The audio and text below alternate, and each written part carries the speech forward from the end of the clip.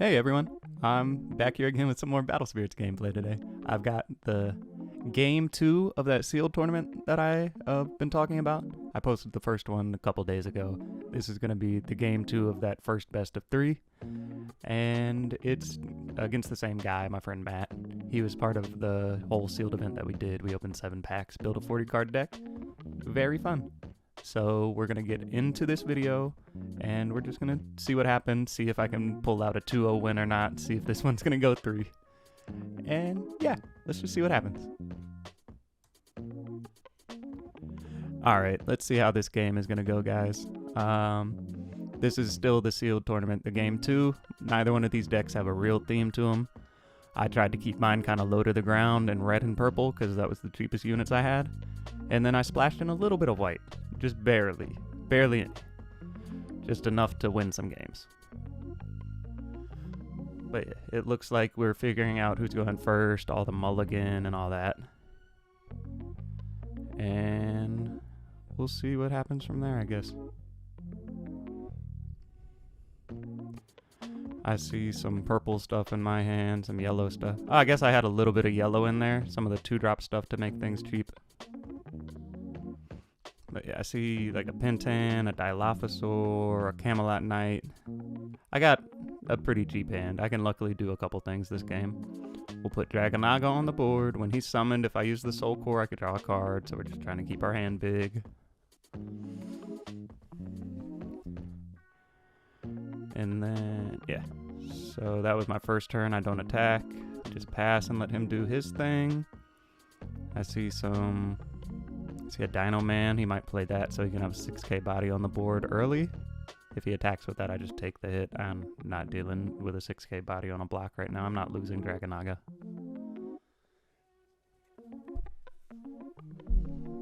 Yeah, I definitely don't want to lose Dragonaga right now. I'm trying to keep my board wide, and plus if he attacks, it's just 1 life.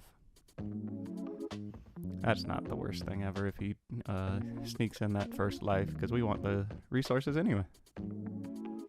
Alright, swing, we take the hit. I'm checking my burst again. I'm pretty sure it's Flame Breath again, which is relevant, but not super relevant.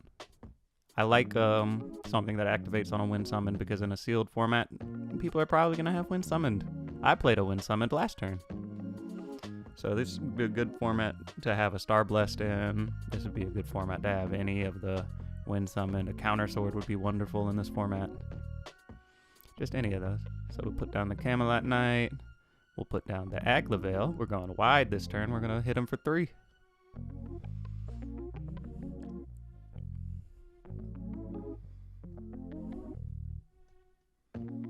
Which probably isn't like the smartest idea, I guess, because if I attack all out and then just leave myself wide open, I'm kind of susceptible to the 3-card play crackback. But I think also we're at the point where we just hope we don't get cracked back on. We'll attack again, put him down to 3 life. I see him thinking about Exhaust Nexus, but that card's way too expensive.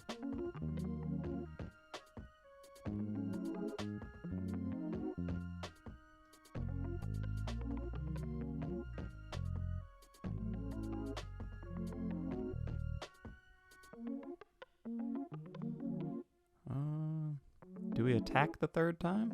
Or do we just leave a blocker? We probably leave a blocker. Oh wait, I don't even have Flame Breath there. Oh, that's Dark Matter. Not 100% what that one does, but we'll figure it out if it becomes relevant, won't we? So I passed my turn, brought him down to 2 life.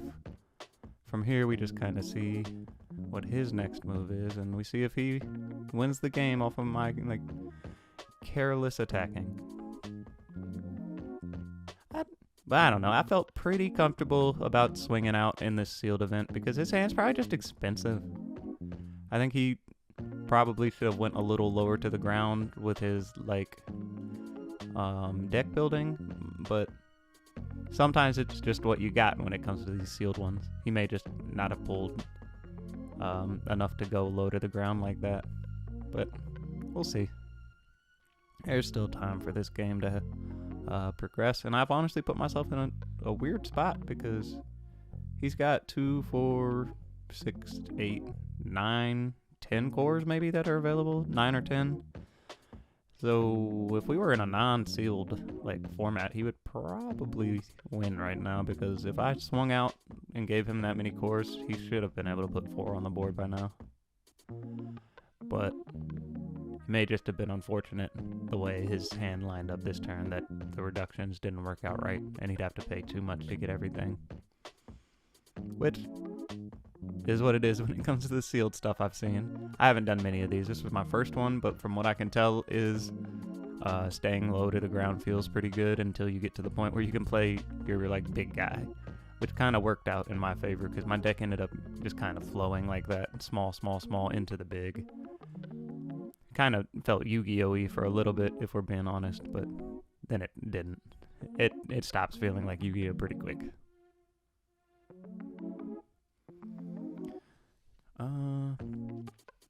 Yeah, so then we just wait and see what happens.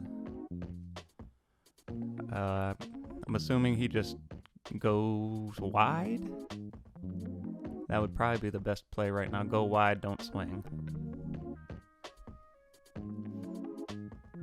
But it's been a few days since I played this. He may do something different. I haven't really remembered what happened exactly in this game. It's gonna come back to me in a second. I'm pretty, like, I know what happens, but the like small details are kind of escaping me right now.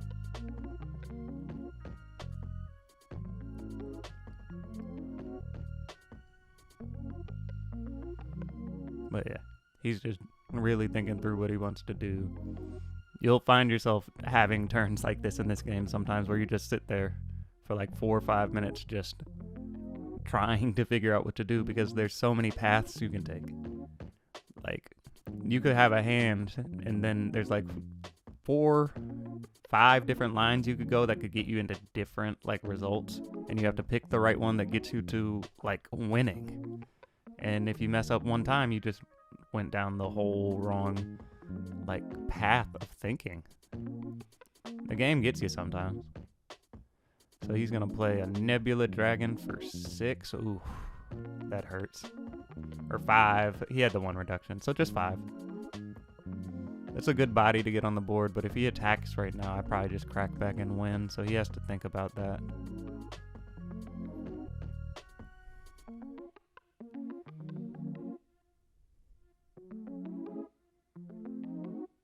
Looks like we're just figuring out some numbers. He's figuring out if he wants to swing, it seems like. Looking at my board, I think swinging out means, like, death.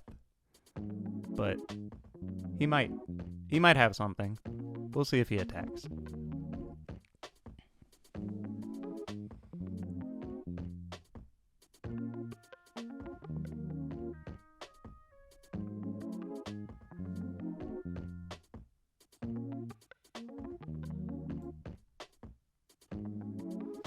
But yeah, nah. I think he's just figuring it out if he can go wide enough to win. He probably just passes without attacking this turn. Yeah. So he leaves the blockers up, but I think that just kind of puts me in a spot where I put 1 more on the board and win.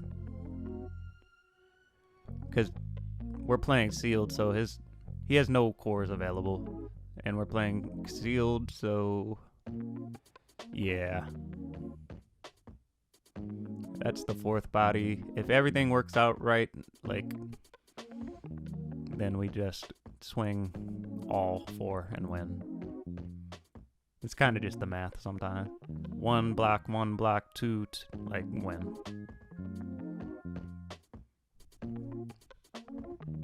But yeah. These are the ones that make it simple for figuring out if you have lethal or not. Once they start putting out the win block effects and all that other stuff, then you gotta start adding in that if he blocks, then he sends 1 back and all. Just a whole bunch of thinking. Once you start playing white, you'll see all of those like choices. Yep. So then we attack there with curse. I'm trying to just trade those 2 units so he doesn't just kill me.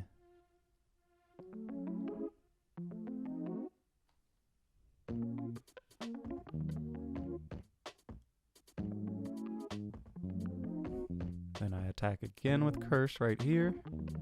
He's gonna block and trade. And then now I just have to test and see if he has hand traps or something. Because if he has an ice shield in his hand, he could still play it off the block next time.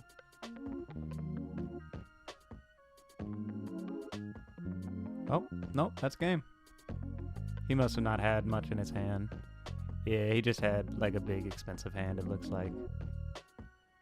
But yeah, that'll do it for us, guys. This was a quick one. It just kind of showed how the pace can be a little fast in these games. And